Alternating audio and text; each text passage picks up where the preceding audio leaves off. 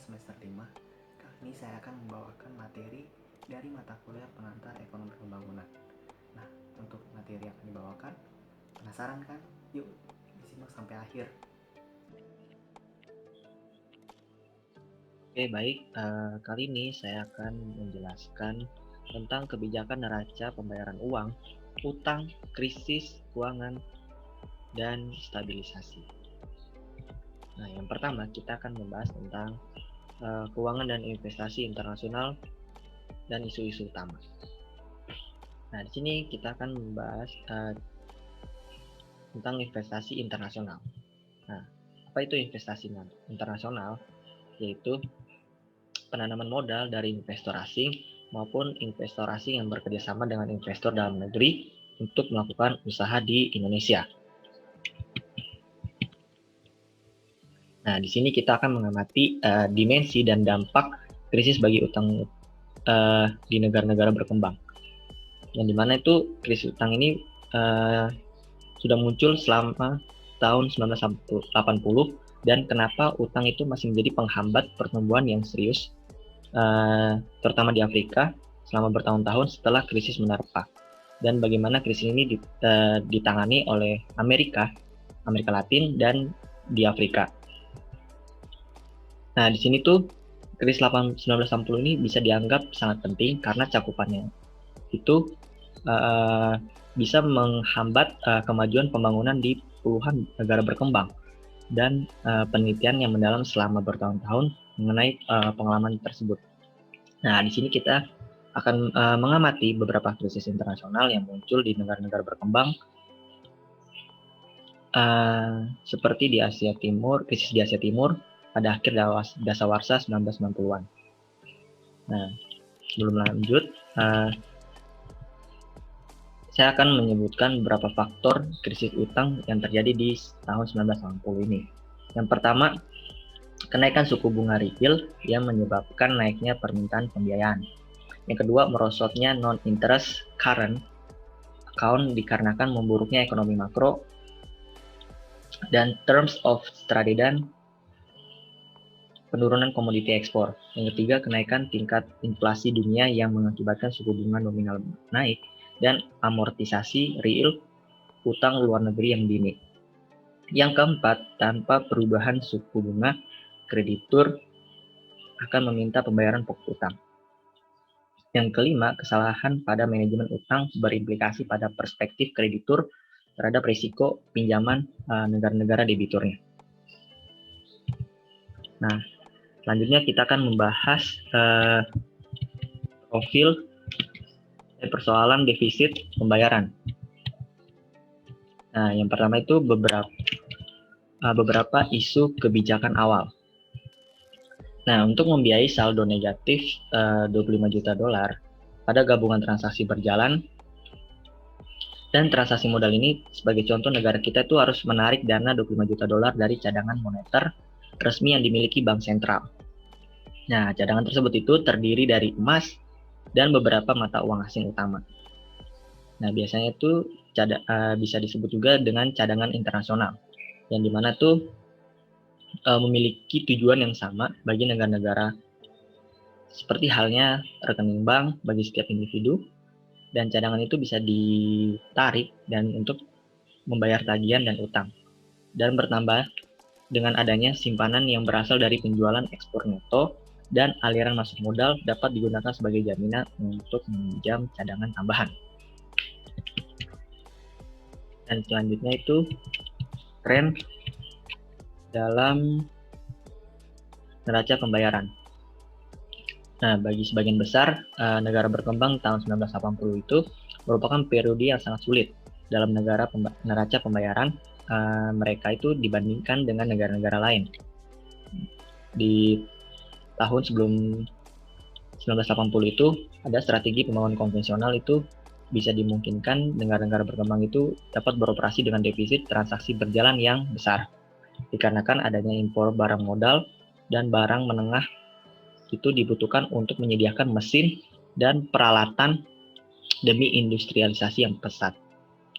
Dan ketika pendapatan ekspor dihabiskan, tetapi tidak seluruhnya itu untuk impor ini, pembiayaan yang dilakukan itu dapat dimungkinkan melalui transfer sumber daya yang besar pada transaksi modal dalam bentuk bantuan asing bilateral.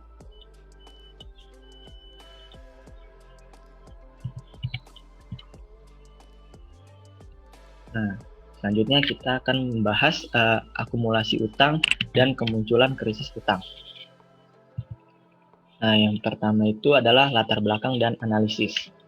Nah, ini pada dasarnya dalam proses pelaksanaan pembangunan ekonomi negara-negara dunia, ketiga itu ada akumulasi utang luar negeri atau akumulasi eksternal, yang dimana itu suatu gejala di mana tabungan dalam negeri rendah itu defisit neraca pembayaran itu sangat tinggi dan impor modal sangat dibutuhkan sekali untuk manage.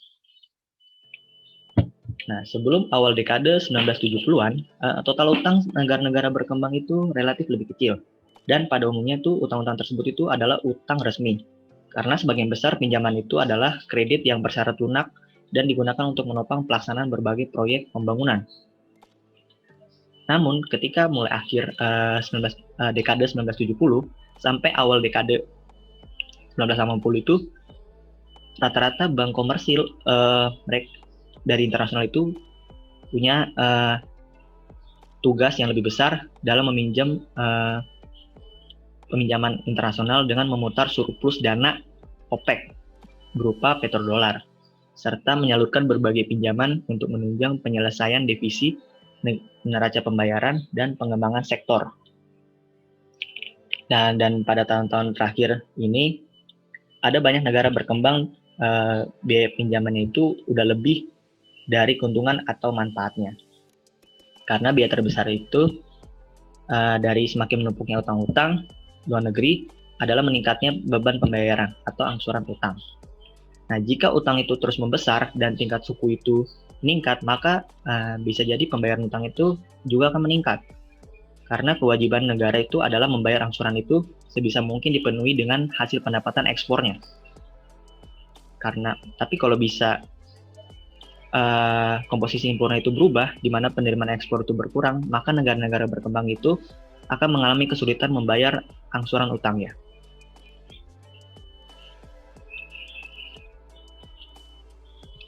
Nah, dan di sini kita akan bahas awal muasal krisis utang tahun 1980-an. Nah, sebagian besar itu utang yang dimiliki negara Amerika Latin itu seperti Brazil, Meksiko, Argentina, Venezuela itu mempunyai bibit-bibit krisis utang pada dekade 1980. Itu bisa dimulai dari tahun periode 1974 sampai 1979. Yang terjadi adalah ledakan pinjaman internasional yang sangat besar yang dipercepat dengan kenaikan harga-harga minyak oleh OPEC. Dan pada saat itu, negara-negara industri itu baru di kawasan Amerika Latin itu memiliki tingkat pertumbuhan jauh di atas rata-rata pada negara berkembang lainnya. Nah, di sini untuk memenuhi kebutuhannya itu ada beberapa negara itu mulai mengekspor dalam jumlah besar. Nah, seperti dengan akibat tingginya harga minyak dan resesi dunia. Nah, dari tingkat pertumbuhan itu pada negara-negara industri turun dari 5,2% menjadi 2,7%. Itu dapat membuat negara-negara berkembang itu bisa berusaha untuk mencapai tingkat pertumbuhan yang lebih tinggi daripada negara dengan cara bisa meningkatnya pinjamannya. Dan juga negara-negara berkembang itu bisa mulai dengan cara meminjam pada bank-bank komersial dan kredit swasta lainnya. Dan bank-bank komersial tersebut pun dapat dana sebagian besar bersumber dari kelebihan pendapatan negara-negara OPEC. Nah, dari negara-negara OPEC ini, terutama itu di kawasan Timur Tengah, itu mereka mendepositokan lonjakan petrodolarnya di bank-bank terkemuka di benua Amerika. Dan selanjutnya itu disalurkan sebagai pinjaman ke pihak swasta dan pemerintah negara berkembang yang memerlukan dana dari tahun 1976 sampai 1982.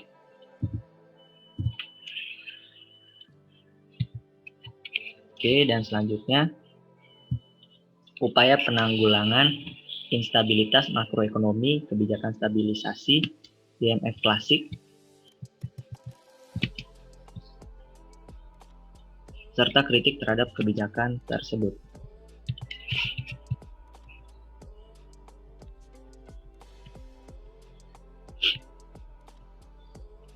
Nah, di sini yang pertama ada program stabilisasi IMF. Nah, yang pertama. Nah, di sini salah satu tindakan penanggulan bisa sering kerap terjadi itu dilakukan oleh negara-negara yang menghadapi instabilitas makroekonomi.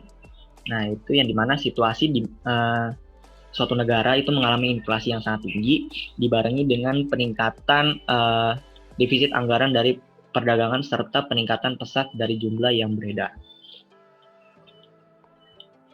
Nah, dari situ tuh dapat memperpanjang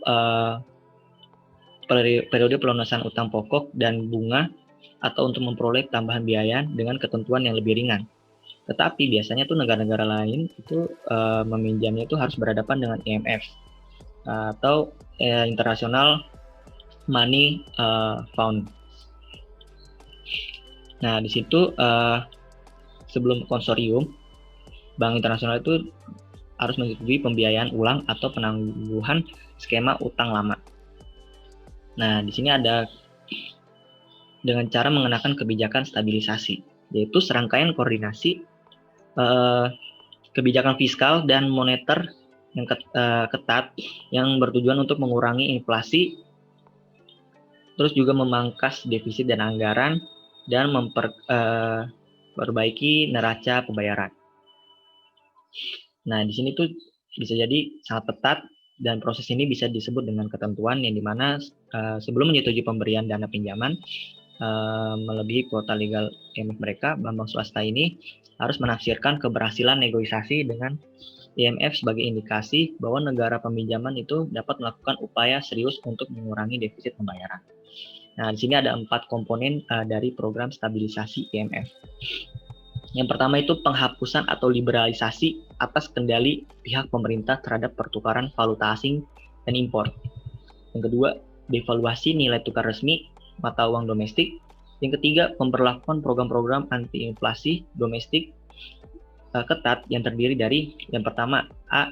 Pengendalian kredit perbankan untuk menaikkan tingkat bunga dan cadangan minimum.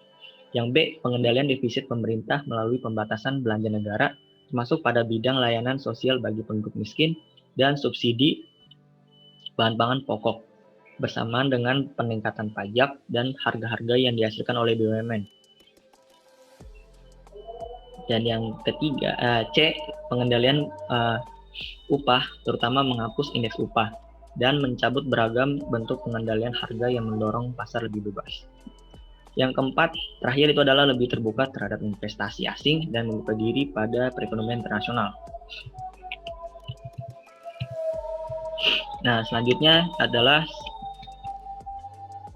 taktik untuk mendapatkan keringanan utang.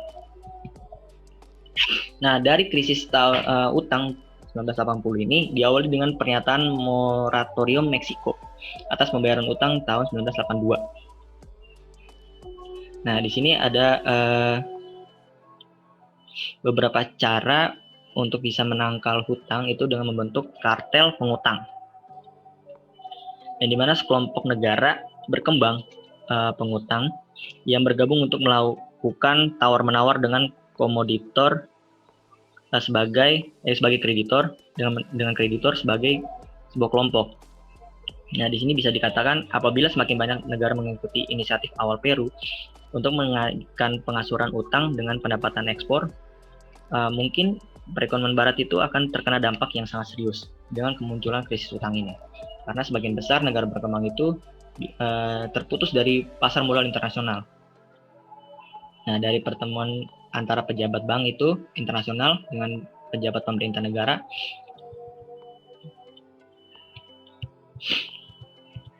itu dapat bertemu di ibu kota finansial, di beberapa ibu kota finansial dunia. Karena utang Amerika Latin ini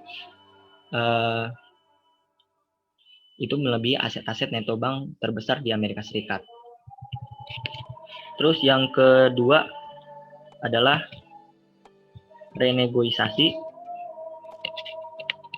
atau restrukturisasi beban atau negara pada beban utang negara-negara pengutang besar telah diajukan atau perubahan syarat dan ketentuan pembayaran utang yang dimana dengan menurunkan tingkat bunga atau memperpanjang periode pelunasan. Nah, dari sini pembayaran pokok utang yang jatuh tempo selama periode konsolidasi disepakati yang paling terkenal adalah pengaturan Paris Club, yang dimana memberikan persyaratan yang sangat lunak disebut dengan persyaratan Toronto. Dari peraturan ini atau bilateral atas pinjaman ini memungkinkan pemerintah negara itu dapat memberikan pinjaman atau kreditor untuk memilih satu atau dari 3 alternatif pinjaman lunak yang dapat untuk menurunkan tingkat bunga atau perpanjangan jatuh tempo. Nah, yang ketiga itu adalah rancangan Brady atau Brady Plan. Pada tahun 1989 itu dirancang untuk mengurangi utang komersil yang beredar pada negara-negara berkembang melalui penghapusan utang swasta yang diperoleh atas kompensasi jaminan utang IMF atau International Money Fund dan Bank Dunia serta kewajiban yang lebih besar untuk mentaati ketentuan yang diberikan.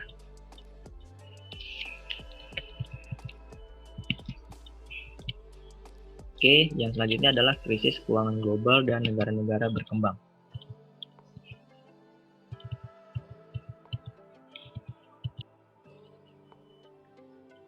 Nah, di sini akan dibahas yang pertama, penyebab krisis dan tantangan untuk pemulihan yang bertahan lama.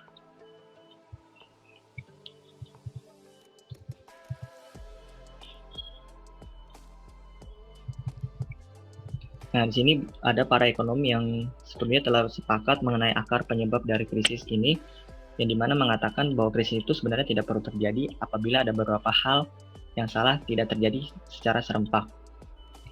Di Amerika Serikat ada salah satu faktor yang dimana adalah deregulasi keuangan, yang dimana terlalu cepat dan luas, dan deregulasi ini dilakukan untuk pencabutan aturan yang memisahkan perbankan umum dengan perbankan investasi tanpa adanya kerangka regulasi yang layak untuk menggantikannya.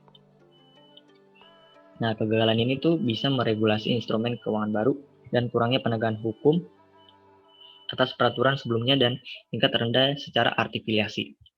Dan yang faktor utama kedua itu bisa terjadi karena penyebab krisis adanya ketidakseimbangan perdagangan internasional kronis antara Asia Timur dari Cina dan negara-negara maju, terutama Amerika Serikat, seiring dengan masuknya aliran modal ke Amerika Serikat.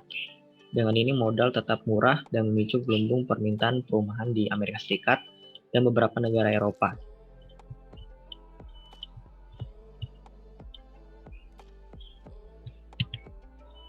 Nah, selanjutnya itu dampak ekonomi terhadap negara berkembang. Nah, di sini ada beberapa dampak yang ditinjau yang terjadi sekarang dan mungkin di masa yang akan datang.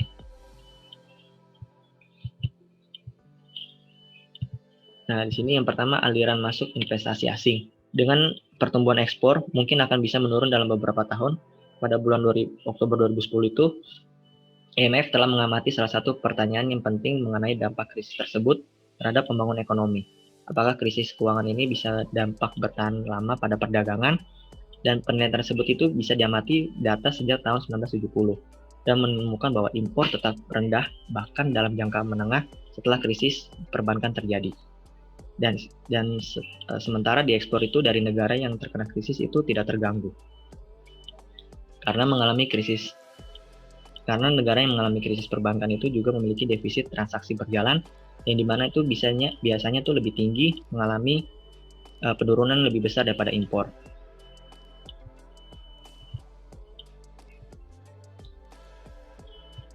Nah, selanjutnya itu faktornya adalah dampaknya ada pasar saham negara berkembang. Awalnya itu berawal dari pelarian modal ke tempat yang lebih aman, menyebabkan volatilitas pasar saham yang berkembang meningkat lebih tajam. Tetapi pada akhirnya harga kembali naik dan pasar pun menjadi lebih dalam di beberapa perekonomian berkembang yang tumbuh pesat, terutama Cina dan India.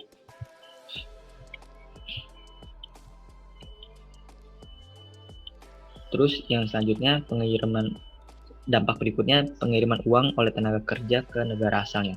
Dari pengiriman uang ke negara berkembang ini bisa jadi dari pekerja migran telah mencapai rekor 336 miliar US dollar pada tahun 2008. Tapi pada akhirnya pengiriman uang itu tidak turun secara itu dapat turun secara signifikan, dan pengiriman uang tersebut itu menjadi faktor penting dalam pengentasan kemiskinan belakangan ini. Dan konsekuensi negatifnya itu akan menjadi meningkat apabila pengiriman uang tidak segera diperbaiki. Dan yang terakhir, dampaknya kerangka kebijakan umum. Dari sejumlah kecil, negara berkembang itu mulai mempertimbangkan ulang fokus mereka untuk berperan lebih besar dalam globalisasi. Seiring risiko dianggap lebih tinggi dibandingkan sebelumnya, namun ketika pertumbuhan di luar dugaan itu kembali pulih secara cepat. Dan pembahasan ini menjadi kurang penting karena apakah respon ini bisa memiliki dampak yang bertahan lama, tetapi hal ini patut diawasi. Nah, selanjutnya ada beragam dampak di antara wilayah berkembang. Yang pertama itu Cina dan kontroversi nilai tukarnya. Nah, di sini Cina memiliki tekanan besar untuk mengizinkan mata uangnya mengalami apresiasi pada musim gugur 2010. Tidak lamanya itu setelah Menteri Keuangan Brazil mengumumkan pada publik bahwa dunia telah bergerak menuju perang mata uang internasional. Nah, di mana itu Brazil melipat gandakan pajak atas pembelian obligasi asing yang mempertahankan mata uangnya agar tidak terapresiasi melalui aliran masuk modal, dan negara-negara lain termasuk Jepang melakukan intervensi untuk mengurangi nilai tukar mata uang mereka. Terus selanjutnya ada Asia Timur dan Tenggara, terkecuali Cina. Nah, perekonomian pendapatan tinggi di wilayah tersebut itu dari Jepang, Singapura, Taiwan, dan Korsel, serta Hong Kong masih bergantung pada ekspor untuk pertumbuhan jika dilihat dari standar global. Dan semua negara itu mengalami penurunan ekspor yang substansial karena dinyatakan dalam dolar Amerika Serikat. Dan ekspor itu menurun sekitar 25% dengan penurunan GDP antara 15% dan 30%. Dan pada paruh kedua tahun 2008 dan juga paruh pertama dalam tahun 2009.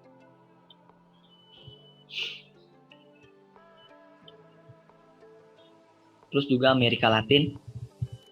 Nah, di sini terlepas dari kekhawatiran akan terulangnya krisis keuangan di masa lalu, banyak negara di sana bertahan dengan terpaan awal badai krisis, terutama Brazil. Namun Meksiko mengalami kontraksi ekonomi sebesar 6,5% pada tahun 2009 di saat krisis itu akibatnya hubungan ekonomi dengan AS dengan diperparah oleh wabah virus ini pada kuartal kedua tahun 2009. Yang selanjutnya itu terakhir Afrika. Tingkat perdagangan ini yang rendah beserta harga komoditas yang tinggi dan atas ekspornya itu membantu wilayah Afrika Sub-Sahara terlindungi dari dampak krisis. Dan persoalan pengangguran terdidik makin parah karena bahkan lulusan universitas di wilayah itu makin sulit untuk mencari pekerjaan dan sesuai dengan kualifikasi mereka. Dan sini juga berlaku di Afrika Utara, Timur Tengah dengan harga komoditas yang relatif tinggi. Nah, selanjutnya prospek untuk pemulihan dan stabilitas. Dalam tahun-tahun pasca krisis, lembaga-lembaga keuangan internasional itu dan pengamat individu dapat memprediksi bahwa negara-negara berkembang akan memimpin dalam pemulihan global yang akan menjadi tonggak awal dalam sejarah pembangunan. Nah, di sini bisa diindikasikan akan adanya risiko penurunan. Memang setidaknya ada 5 alasan untuk mempertimbangkan hal ini. Yang pertama, Amerika Serikat masih mengalami defisit perdagangan yang tinggi, sama seperti yang masih jauh dari harapan untuk kembali ke tingkat sebelumnya yang tinggi. Terus yang kedua, defisit fiskal juga masih tinggi dan di hampir seluruh negara OECD berpendapatan tinggi. Dan ketika perekonomian mereka berkontraksi, permintaan agregat pun demikian, sehingga makin mengurangi pasar ekspor. Ketiga, persepsi pasar akan risiko gagal bayar permintaan tinggi, sehingga saat ini masih secara historis mengalami kebalikan, di mana risiko ini terdapat secara rata-rata lebih rendah bagi negara-negara berkembang ketimbang sejumlah negara-negara maju. Yang keempat, resiko deflasi. Yang dimana ini masih lebih tinggi daripada normal dikarenakan memperparah kesulitan lain yang muncul akibat krisis baru. Nah, di sini ada quantitative easing atau kebijakan pelonggaran moneter di Amerika Serikat itu merupakan respon atas risiko tersebut, tetapi juga mengakibatkan nilai dolar menurun dan juga menjadi kekhawatiran besar bagi eksportir negara-negara berkembang. Yang kelima, manfaat ekspor produk manufaktur ke negara-negara berpendapatan tinggi masih berlangsung. Apabila peluang tersebut dapat melakukan hal, bisa terjadi berkurang akibat pertumbuhan yang sangat lambat, hambatan kredit yang juga semakin parah, dan mungkin meningkatnya proteksionisme tersamar, sehingga laju transfer teknologi dan pertumbuhan mungkin akan menurun. Dan yang terakhir, peluang sekaligus bahaya. Nah, di sini bisa dinyatakan Cina dalam krisis dalam dua kata, Wei sebagai simbol bahaya atau bahaya besar dan Ji merupakan simbol peluang atau titik balik. Sama seperti halnya bahasa rumit lain, bahkan beberapa pakar itu memiliki perbedaan pendapat tentang penggunaan kata Ji dalam konteks ini. Namun ada satu pertanyaan di mana di seluruh negara berkembang ini, krisis yang terjadi dan efeknya dipandang dengan penuh kekhawatiran. Apakah yang akan terjadi pada pasar, pada ekspor vital mereka? Tapi tidak diragukan juga bahwa banyak membuat kebijakan di Cina dan negara-negara berkembang dengan pertumbuh pesat lainnya juga memandang krisis ini sebagai peluang yang titik balik yang sangat penting. Oke, itu saja dari saya. Terima kasih.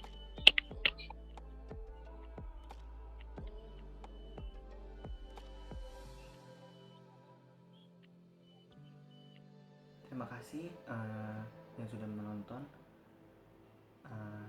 video materi ini. Semoga dengan materi yang saya bawakan ini semoga bisa menjadi ilmu bagi kita semua. Sekian dari presentasi saya, kurang lebihnya mohon maaf. Terima kasih, sampai ketemu di video selanjutnya.